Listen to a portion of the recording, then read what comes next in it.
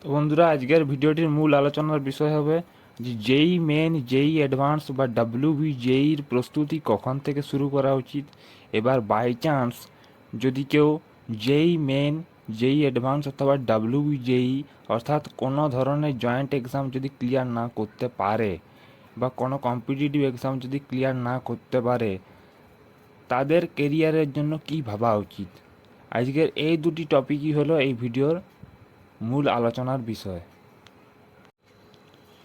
তোমাদিকে অনেক টিচারই নিশ্চয়ই বলে থাকে যে ক্লাস 11-এ ওঠার পরে ডিসাইড করা উচিত যে জেই দেবে নাকি জেই অ্যাডভান্স দেবে নাকি ডাব্লিউবি জেই অথবা নিট দেবে বা সব ধরনের কম্পিটিটিভ এক্সামে ট্রাই করবে।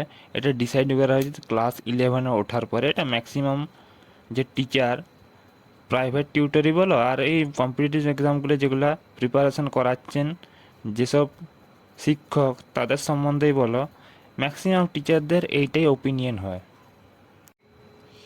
কিন্তু আমার ওপিনিয়ন হলো, যেহেতু ক্লাস 9 তোমরা যারা ডাব্লিউবিবিএসসি বোর্ডের আন্ডারে পড়ছো তোমরা তারা জানো, মানে যারা পড়েছো, ক্লাস 9-এ কোঅর্ডিনেট জিওমেট্রি ছিল। সেই কোঅর্ডিনেট জিওমেট্রির অ্যাডভান্স ভার্সনটা জেই মেন, জেই অ্যাডভান্স এবং ডাব্লিউবি জেইতে তোমরা পাবে। ডাব্লিউবি জেই বলো বা জেই মেন আর অ্যাডভান্সের কথা বলো, সেইটাতে যে সিলেবাসে যে কোঅর্ডিনেট জিওমেট্রিটা ইনক্লুড আছে, সেইটার বেসিক্স ক্লিয়ার হয়ে থাকে ক্লাস 9 থেকে। মানে ক্লাস 9-এ কোঅর্ডিনেট জিওমেট্রির বেসিক্স থাকে। আবার জেই মেন এবং জেই অ্যাডভান্সের যে সিলেবাসটাতে, ম্যাথামেটিক্সের সিলেবাসে ট্রিগনোমেট্রিও ইনক্লুড আছে। যারা ডাব্লিউবিবিএসসি বোর্ডের আন্ডারে মাধ্যমিক দিয়েছে, ক্লাস 10-এ ট্রিগনোমেট্রি ছিল। সেই ট্রিগনোমেট্রির বেসিক্স ক্লাস 10 থেকে ক্লিয়ার হয়ে থাকার কথা আসলে। তাই আমি বলছি, যারা ক্লাস 9 থেকে গোল ফিক্স করেছে যে তারা ইন ফিউচার যেই মেন এবং যেই অ্যাডভান্স এই এক্সামগুলি ক্লিয়ার করে তারা আইআইটি সিকিওর করবে, অর্থাৎ আইআইটি ইনস্টিটিউট থেকে পড়াশোনা করবে, তো তারা একটা মোর অ্যাডভান্টেজ পাবে।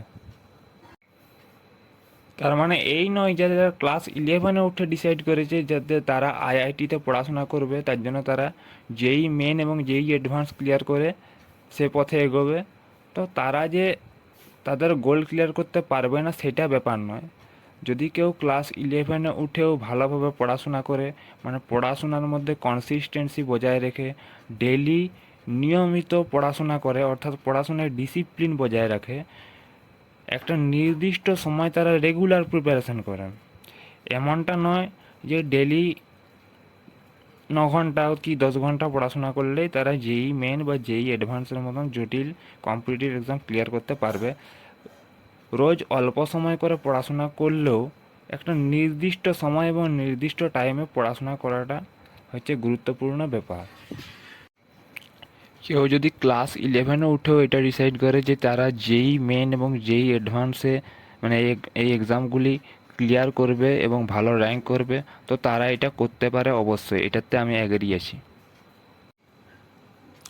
ক্লাস 11 থেকে ক্লাস 12-এ 2 বছর ধরে যেই জন্য প্রিপারেশন করার পরেও যদি ফার্স্ট অ্যাটেম্পটে কেউ যেই মেন বা যেই অ্যাডভান্সে ভালো স্কোর না করতে পারে বা যেই মেন বা যেই অ্যাডভান্স এই এক্সামগুলি ক্লিয়ার করতেই না পারে, তাহলে হতাশ হবার কিছু নেই।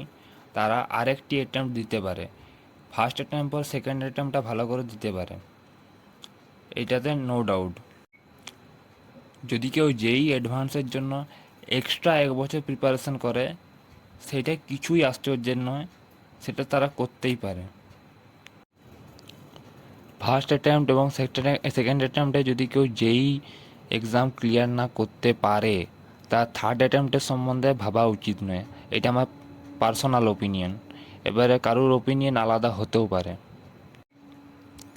আমি কেন বলছি না, কেরিয়ারকে সিকিওর করতে হলে একটা ব্যাকআপ প্ল্যান অবশ্যই দরকার। তোমাদের যদি যেই মেন যেই অ্যাডভান্সও ক্লিয়ার হলো না, আবার ডাব্লিউবি জেইও যদি ক্লিয়ার হয় না, কেউ কেউ যদি নিটও দিয়ে থাকে, নিটও যদি ক্লিয়ার না হয়, কোনো কম্পিটিটিভ এক্সামে যদি ক্লিয়ার না হয়, তাহলে হয় তাদের কলেজ বা ইউনিভার্সিটিতে জেনারেল কোর্স নিয়ে পড়া উচিত, অথবা তাদের ধরো কেউ যেই পরীক্ষা দিচ্ছিল, ফিজিক্স কেমিস্ট্রি ম্যাথ নিয়ে তারা বেশি পড়াশোনা করেছে, এবং তাদের যেটা ফোর্থ সাবজেক্ট ছিল এইচএসে, তো সেইটা নিয়ে তারা বেশি একটা পড়াশোনা করবে না। অনেকের বায়োলজি ফোর্থ সাবজেক্ট থাকে, অনেকের নিউট্রিশন থাকে, তো সেইটা নিয়ে অতটা গুরুত্ব দিয়ে যারা জেইর অ্যাসপিরেন্টস আছে তারা পড়ে না। তো কি হয়, এই তিনটি বিষয় নিয়ে পড়াশোনা করে তাদের একটি মূল বিষয় থাকে, হয় ম্যাথামেটিক্স অথবা ফিজিক্স অথবা কেমিস্ট্রি, এই তিনটি বিষয়ের মধ্যে একটি তাদের ফেভারিট বিষয় হয়। তো সেই ফেভারিট বিষয় নিয়ে তারা অনার্স গ্র্যাজুয়েশনও করতে পারে যে কোনো কলেজ বা ইউনিভার্সিটি থেকে।